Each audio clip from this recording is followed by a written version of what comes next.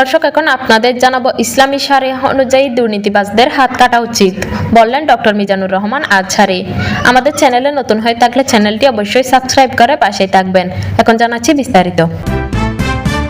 চট্টগ্রামের প্যারেড মাঠে 31 জানুয়ারি আয়োজিত তাফসিরুল মাহফিলে প্রধান বক্তার বক্তব্যে জনপ্রিয় ইসলামী বক্তা ডক্টর মিজানুর রহমান আজহারী বলেছেন, দেশের সম্পদ উন্নয়নের নামে লুটপাটকারীদের ইসলামী শারিয়া অনুযায়ী শাস্তি দেওয়া উচিত। তিনি বলেন, উন্নয়নের নামে প্রায় 3 লাখ কোটি টাকা হারিয়েছে, এটি চুরি হয়েছে। ইসলামী শারিয়া অনুযায়ী চুরির শাস্তি হলো প্রকাশ্যে হাত কেটে ফেলা, তাদের হাত কেটে ফেলা উচিত।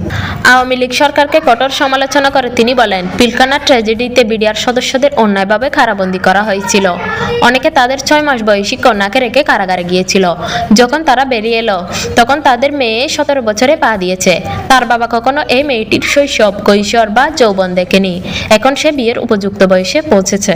তিনি আরো বলেন, আমরা বাংলাদেশে অন্যায় দেখতে চাই না, আমরা প্রতিশোধমূলক রাজনীতিও চাই না। একটি দল আরেকটিকে নিশ্চিহ্ন করা রাজনীতি করুক, তা আমরা দেখতে চাই না। আমরা সুশাসন ও মানবিক মূল্যবোধ সম্পন্ন একটি বাংলাদেশ চাই।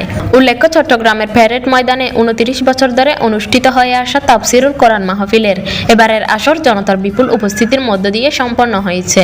ইসলামী সমাজ কল্যাণ পরিষদের উদ্যোগে আয়োজিত গত সোমবার দিবাগত রাতে মাহফিলের সূচনা হয়। প্রথম দিনে প্রধান আলোচক হিসেবে বক্তব্য রাখেন মাওলানা আব্দুল্লাহ আল আমিন। 5 দিনব্যাপী এই মাহফিলের শেষ দিনে শুক্রবার প্রধান অতিথি হিসেবে বয়ান করেন জনপ্রিয় ইসলামী বক্তা মিজানুর রহমান আজহারী। এছাড়া অতিরিক্ত উপস্থিত মুসল্লিরা প্যারেড ময়দান সংলগ্ন চকবাজার, তেলিপট্টি মোড়, এক্সেস রোড ও অলিকা মোড় থেকে গনি বেকারির মোড় পর্যন্ত রাস্তা ভরে যান।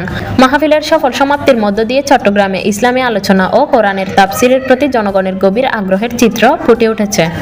Desk report, NY Bangla news.